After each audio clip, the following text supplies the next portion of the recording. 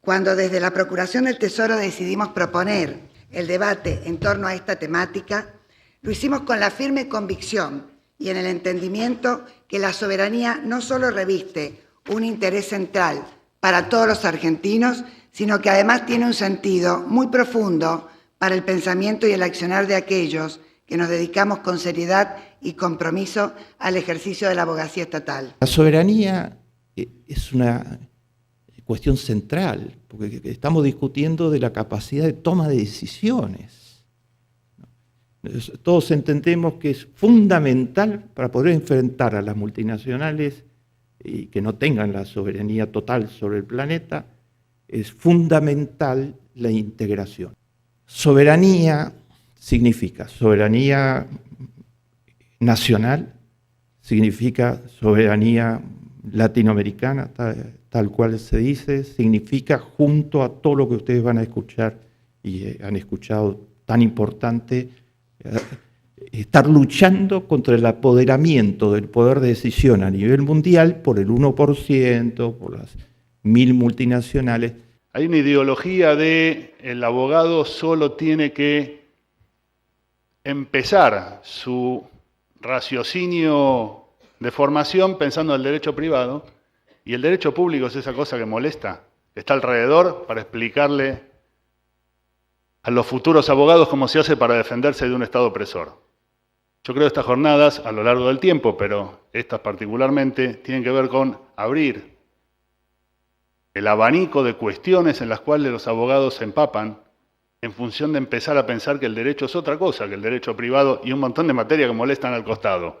Podemos pensar en una soberanía como algo ilimitado, como una facultad de hacer o dejar de hacer a nuestra entera volición. No, estamos condicionados por esta nueva lectura que debemos hacer del equilibrio de la especie humana en la naturaleza y donde se desplaza el antropocentrismo para dar entrada al biocentrismo y comprender que en ello están las condiciones de reproducción de la vida humana y de permanencia del planeta Tierra y todas sus especies. Nosotros observamos nuestra experiencia después de la salida de la crisis del 2001, donde el neoliberalismo nos llevó a la peor crisis de la historia económica argentina. No teníamos moneda, no teníamos Estado, un desorden espectacular, un aumento, un deterioro de todas las condiciones sociales y económicas. El país se recupera. ¿Y se recupera por qué? Porque ha ido recuperando densidad nacional. Fortaleció las instituciones, la democracia argentina resistió la crisis. Hoy estamos convencidos de que todo lo que pasa en la Argentina va a pasar en democracia, y este es un dato fundamental. La cuestión social apareció como una primera prioridad. El Estado Nacional volvió a estar de pie. Entonces hay una serie de desafíos que se configuran permanentemente en la realidad argentina para consolidar esto que se ha logrado. Y por lo tanto, la construcción de soberanía es un desafío continuo que se nos presenta con diversos matices a través del tiempo, pero que nos deja esta conclusión inexorable que no solo es nuestra, sino es mundial. Sin soberanía no hay desarrollo ni progreso social. Muchas gracias.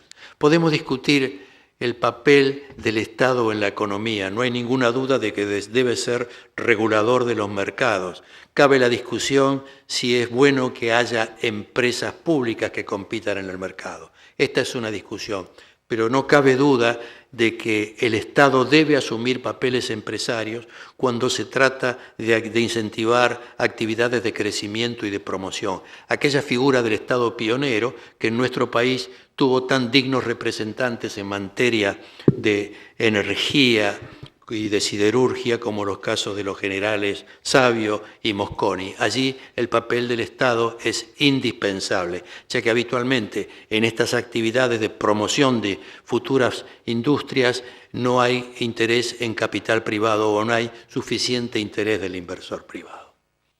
Cuando un Estado actúa con dignidad, con fortaleza, con solvencia económica, puede, como diría el presidente Evo Morales, recuperar la política con una gran estabilidad, recuperar la economía con la construcción de un verdadero Estado social donde la gente pase menos hambre, donde la gente tenga mejores condiciones de vida como tienen los bolivianos, puede por sobre todas las cosas recuperar la dignidad de ser un Estado que no va a permitir que por su condición, como nos dicen, de Estado subdesarrollado, en ese sentido peyorativo, pueda ser abusado por capitales transnacionales que en última instancia no defienden a naciones, no defienden a pueblos, sino defienden intereses oscuros, mezquinos y sectarios. Y por supuesto, no combatir, no ir en contra del proceso de globalización, de mundialización, pero sí encontrar la mejor manera de adaptarnos a él, de establecer cuáles son esos límites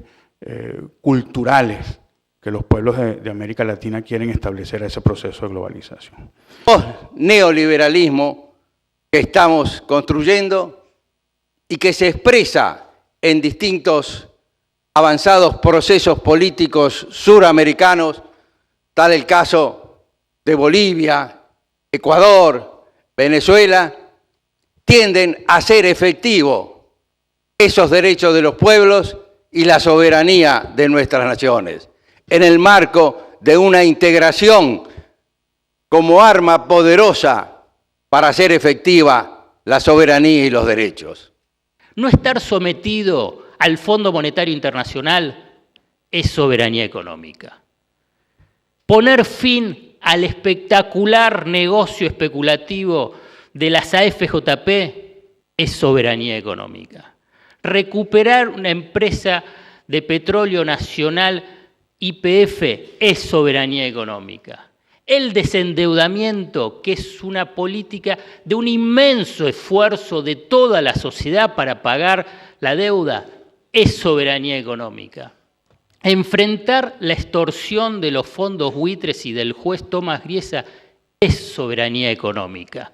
El sistema judicial se ha preocupado y se ha ocupado y preocupado de criminalizar a los sectores vulnerables, porque para un magistrado medio, promedio, por supuesto que hay excepciones, resulta mucho más cómodo criminalizar a estos perfiles, porque no te la van a facturar en términos de denuncias. Nosotros sabemos muy bien de lo que estamos hablando. Las reacciones del poder fáctico son la criminalización de nuestro trabajo. Yo estoy procesado justamente por cumplir con mi trabajo.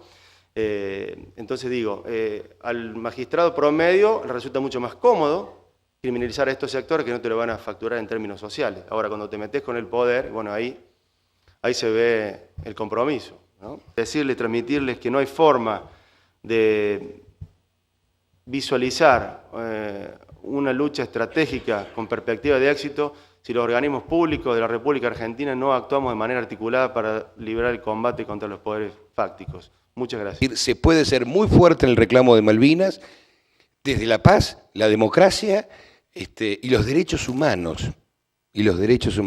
Este último gesto de crear el Museo Malvinas en lo que fue la ESMA, me parece que es un hito que marca la ruptura de esta falsa contradicción que nos atravesó mucho. Ahora, el 10 de junio, estuvo la presidenta conmemorando el Día de la Reafirmación de los Derechos Soberanos en ese lugar y recordó emocionada la salida de los Mirage y de los aviones de su Santa Cruz, que salían 5 y volvían 3, y lo recordó desde el mismo lugar de donde salían los vuelos de la muerte. Estos somos nosotros, las dos cosas juntas, y hemos logrado, debemos procesarlo, sintetizarlas. Confiar a que apostando a la racionalidad jurídica y a la conciencia jurídica de la comunidad internacional, lograremos en un momento que estará más cercano, más tarde, ocurrirá esto más temprano que tarde o más tarde que temprano, no importa en términos históricos, no debemos ver estos términos, estos tiempos con referencia a nuestras propias vidas, ¿no? Sino a la vida de las naciones y a la historia de las naciones que se mide con otros parámetros, no en el de nuestros tiempos subjetivos. Pero seguramente este objetivo será logrado, pues creo que es inevitable que estas rémoras, ¿no? Como es este tipo de situaciones coloniales, tendrán inexorablemente que derrumbarse, que desmoronarse en el abismo que existe, ¿no? Entre el derecho y la usurpación. Nosotros vemos a Malvinas básicamente como una cuestión de futuro. Lo vemos a Malvinas como la consolidación, si se quiere, de una frontera azul y como un espacio que necesariamente nos convoca a la unidad nacional y a una acción concertada. También Malvinas muchas veces aparece como una especie de fantasma que bloquea el desarrollo de nuestras potencialidades en el Atlántico Sur, como un obstáculo. Pero en realidad yo creo que hay que verlo, más que como un obstáculo, hay que verlo, si se quiere, como una valla deportiva, como un atleta salta una valla para fortalecerse y entrenar. Yo creo que también la disputa de soberanía y estos enormes desafíos es un gran incentivo para desarrollar, como digo, políticas novedosas, creativas, y que aseguren también el desarrollo de nuestras potencialidades económicas, tecnológicas, y afiancen una vocación oceánica en nuestro país que no se agote, digamos, como tradicionalmente ha sido pensado, en las 200 millas. Una vocación oceánica tiene que ser el océano, o sea, nuestro límite es el Atlántico Sur, por así decirlo. Desde el concepto de la autodeterminación de los pueblos, basado en la soberanía política de los países, es de donde se debe construir el nuevo mundo. Venimos de un mundo bipolar, marchamos aceleradamente hacia un mundo unipolar, sería lo peor que nos podría pasar. Es el momento de que haya un mundo multipolar con respeto de las soberanías políticas y la autodeterminación de los pueblos. Si hay algo que nos ha permitido crecer han sido las políticas de Estado. Cuando hay consecuencia con los objetivos, se trazan los objetivos, hay consecuencia, perseverancia en lograrlos. Todos los proyectos que hemos llevado adelante, en particular los de estos últimos 10 años, han sido proyectos destinados a obtener bienes que el país necesita. El ingrediente que le ha puesto el gobierno nacional en todo esto ha sido: no vamos a comprar esos bienes afuera, lo vamos a hacer en el país. Tal vez nos cueste un poco más, pero vamos a cubrir dos objetivos. Primero, resolver los problemas de la gente y, en segundo lugar, dar trabajo altamente calificado y poner cuantioso valor agregado a cada uno de ellos. No hay problema tecnológico que no se pueda resolver, que los argentinos no podamos resolver, con los medios que hoy tenemos y con el nivel de preparación de nuestra gente, por más difícil que sea. Llevará un poco más de tiempo, costará un poco más de dinero, pero que se puede resolver, se puede resolver. La diplomacia científica es, si yo formo científicos de otros países en mi sistema científico nacional, van a entender cuál es la ideología, cuál es la real captación científica que tiene un país y van a pensar como argentinos en el exterior. Fíjense la captación científica de los países más desarrollados y cómo utilizan a los científicos formados en otros países para devolverlos a su país de origen o utilizarlos en la actividad privada para mejorar las ganancias que ellos tienen. O sea, todo esto lleva mucho tiempo. Esto empezamos en el 2003 en la agencia y muchas de las cosas recién ahora tenemos resultados. Estos resultados que les contaba, todos los anticuerpos monoclonales, los genes, teníamos documentado que hace 10 años empezaron con un proyecto que era de investigación básica. Si no hubiera habido plata en el medio, si hubiera habido cambio de políticas, no podíamos mostrar nada. Por eso es tan importante a la hora de definir un proyecto político. Y hoy lo comentaba en la Facultad de Ciencias Exactas, no basta con que apoyen a la ciencia. Eso no les puede bastar a los investigadores. Lo que el país necesita es apoyarse en la ciencia.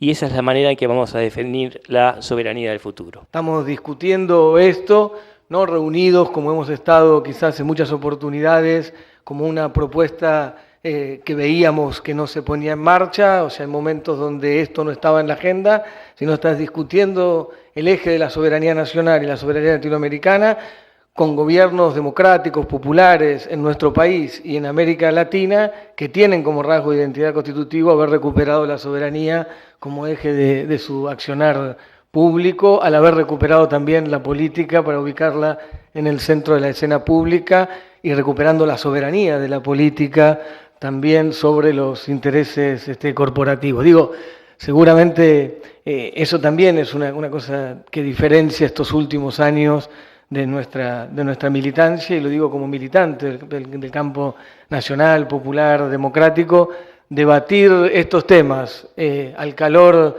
de proyectos que nos volvieron a enamorar es absolutamente distinto a discutirlo como lo discutíamos hace 15 años, cuando estábamos tratando de que esos sueños se puedan implementar. Necesitamos también poder seguir recuperando estos espacios de circulación de esta hechura mestiza de la palabra. Y necesitamos seguir apostando a este Estado para todos y para todos. Y necesitamos seguir apostando a este Estado que no es copia de ningún otro Estado, a esta democracia que no es copia y no necesariamente niega esos modelos liberales occidentales de la democracia, pero que los articulan a otras tradiciones muchísimo más profundas para nosotros, que son las tradiciones de lucha por la soberanía popular.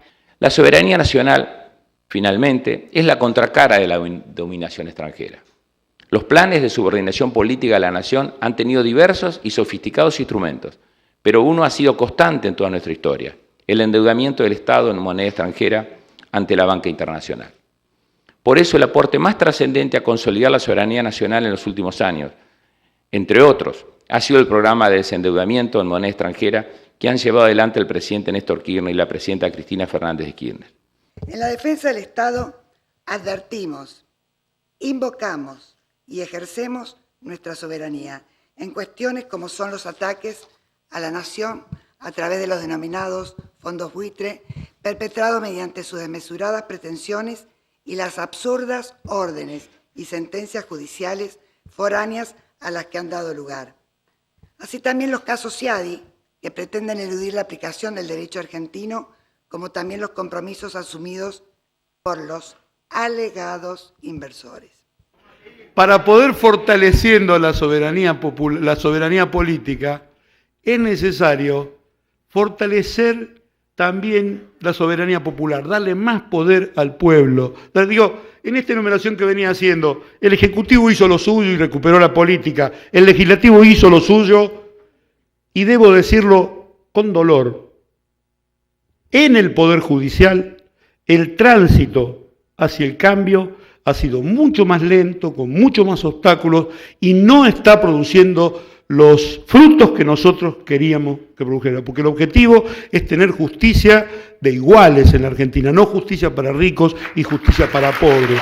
Y en ese camino, lamentablemente, porque no es que no hayamos hecho el esfuerzo, no es que le falte a los miembros del Poder Judicial la energía suficiente para cambiarlo, es que es de la zona, digamos, más profunda de la recuperación de la soberanía política. Esa también es una parte de la soberanía política, que se ejerza la magistratura reconociendo el máximo interés del pueblo, no de las corporaciones, no de otros.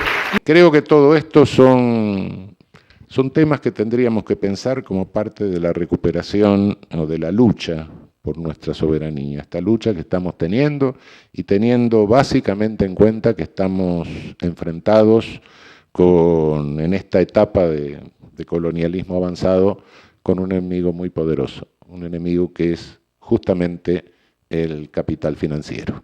Estamos amenazados en toda la región. La defensa tiene que ser en todos los frentes y en el frente jurídico también. Me parece que es una amenaza a la soberanía la cuestión de la santa alianza entre los fondos buitres, las guaridas fiscales, las calificadoras de riesgo, los jueces complacientes y algunos sectores de la política argentina. Ah, maravilloso Japón, que con todas las guerras civiles que tuvo a lo largo de su historia, ninguna facción, incluso a punto de ser exterminada, pactó jamás con el extranjero. Bueno, acá, por el contrario, desde la vuelta de obligado, los salvajes unitarios siempre se suben a los barcos del bloqueo. Pero como los argentinos no somos empanadas que se puedan comer así de un mordiscón nada más, como dijo alguien, lo que nosotros tenemos que considerar es que esta pelea con los fondos buitres es una pelea de índole mundial. Es una pelea de índole mundial en la cual la Argentina hace punta. Hace punta porque somos los que denunciamos esa situación, los que creamos en Naciones Unidas las instancias correspondientes. El modo en que actúa un juez de la Corte Suprema de los Estados Unidos en alianza con una peculiaridad específica de una forma del capitalismo que antes no era conocida, ni en los tiempos en la crítica de Marx, la crítica de Keynes, que es un tipo de operatoria que vincula en alianzas que aún es necesario estudiar y sobre las cuales es necesario teorizar, un sector de la justicia que reproduce formas del capital, como si la justicia misma albergara hoy el concepto de plusvalía y no fuera tanto la economía lo que lo hiciera. O si no, al revés, la transferencia entre el concepto de plusvalía económico a la justicia y el concepto de justicia decisionista a ciertas formas muy concentradas y arbitrarias del capital, es uno de los principales problemas que se enfrenta la Argentina y sobre los cuales tiene que dar un ejemplo a escala mundial. La aceptación de la prórroga de jurisdicción en los términos previstos por la ley argentina no equivale ni supone resignar o renunciar a la inmunidad soberana que protege a la potestad de imperio, ni a los actos realizados en su consecuencia que distingue a los estados nacionales de los regímenes coloniales. Que esa soberanía política, que ese rechazo, que como decía la presidenta ayer, no nos perdonan fácilmente, porque no se pagaron comisiones para hacer esto, no se pidió permiso para hacer esto, simplemente se hizo y funcionó. Por eso la virulencia de ese reducto de la especulación que son los fondos buitres, en su ataque, donde decía la presidenta, con los reclamos buitres vamos a llegar a la ridiculez de que el 7% que voluntariamente no entró, no porque nosotros no negociamos, voluntariamente no entró al canje para ir a reclamar a tribunales, que para pagarle a ellos tengamos que usar para ese 7% casi la mitad de lo que se usó para pagarle al 93%. Es un desquicio, no tiene ninguna lógica, pero es un rebrote de ese intento de sojuzgar a la Argentina. Es un intento de dominación. Es un intento de avasallamiento de nuestros derechos, que tiene también quienes lo apoyan, tiene también quienes lo promueven, tiene también quienes se callan. Que acá yo pensaba, ¿serán obstáculos legales? No, porque los obstáculos legales estamos acostumbrados los abogados y por lo general son esas cuestiones del Código de Procedimiento que nos dice este articulito sí. No, lo que ellos utilizaron, yo creo que el verdadero término es la palabra trampa. Utilizaron trampas. El juez Griesa y NML. Estas decisiones tomadas por el Poder Judicial de los Estados Unidos han protegido, sin ningún lugar a duda, la especulación y la usura. En tal sentido, fíjense que el Fondo Monetario Internacional ha expresado su preocupación por la interpretación adoptada respecto de la cláusula pari passu, la que tendrá un efecto destructor, dice el fondo, sobre los procesos amplios de reestructuración de deuda soberana por encima del daño que inflige a la República y a terceros, entre ellos los bonistas del canje. Es así que la estrategia no solo contó y cuenta con el apoyo judicial, la de la estrategia de los fondos buitres, y también con el apoyo del legislativo, de modo tal que, como podemos ver, se allanó totalmente el camino de los buitres con miras a plasmar el sistemático acoso judicial que han llevado adelante estos fondos contra la República Argentina. Estamos enfrentando una dura resistencia de algo que es nuevo en el mundo, que parece ser llamado a escribir una muy negra historia. A los organismos multilaterales de crédito y sus condiciones para que los países se sojuzguen. Es como si se hubiera decidido privatizar el apriete en manos de los fondos buitres, porque ahora no son funcionarios del Fondo Monetario Internacional los que vienen a decirnos que si hacemos esto vamos a lograr crédito más barato, si hacemos aquello va a llover los dólares argentinos, sino que ahora son unos señores que quieren cobrar el 1.600% de lo que pusieron, que ni siquiera invirtieron cuando la Argentina lo necesitaba, compraron en la especulación, pero ellos quieren erigirse ahora, por supuesto acompañados por un poder hegemónico e imperial que amenaza con cerrar las puertas de los países. Los fondos buitres están haciendo en este capitalismo actual, con una hegemonía muy exacerbada de pequeños sectores, tal es así que algunos economistas dicen que los que gobiernan el mundo no son ni siquiera los intereses financieros, son los intereses de los derivados financieros, que son un pequeño grupo, más chico todavía que el grupo poderoso de los intereses financieros. Pero han llegado al desquicio de defender a los fondos buitres para atacar al gobierno. Y me parece que entonces el punto central es ese, lo que nos falta es eso.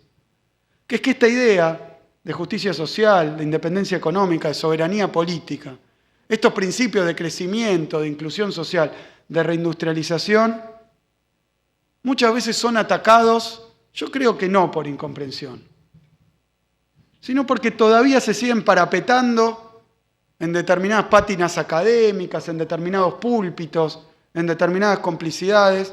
Debo agradecer, sinceramente, a todos los abogados, economistas, personal administrativo de la Procuración del Tesoro de la Nación y también a todos los servicios jurídicos que integran el cuerpo de abogados del Estado por la defensa que hacen por el Estado Nacional.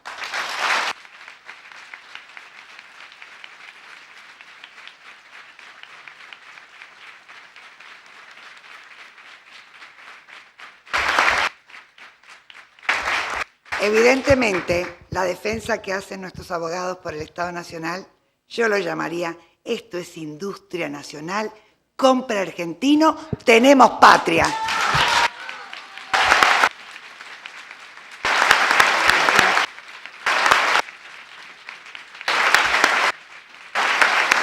Yo me resisto, yo no voy a clausurar estas jornadas.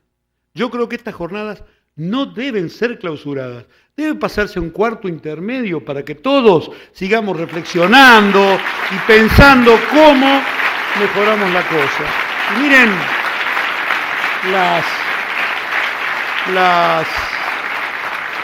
las felices coincidencias que tiene la vida. Angelina le pone a esto, a ver el título, Jornadas, Soberanía Nacional y Sudamericana, dimensiones jurídicas, económicas, políticas y culturales. Miren qué título. Y ayer, antes de ayer, para ser más preciso, nosotros inaugurábamos en una parte del predio de la ESMA, detrás de lo que es el Museo Malvinas, el faro de la soberanía. Miren si no hay un encuentro de las cosas. Ese faro de la soberanía se enciende para que uno vea que es necesario mantener el faro de la soberanía encendido. Y yo digo, esta jornada tiene que servir para encender en la cabeza de cada uno de nosotros y de cada uno de los que les contemos lo que hemos visto y pensado acá, otro faro para mantener la soberanía política del país bien firme.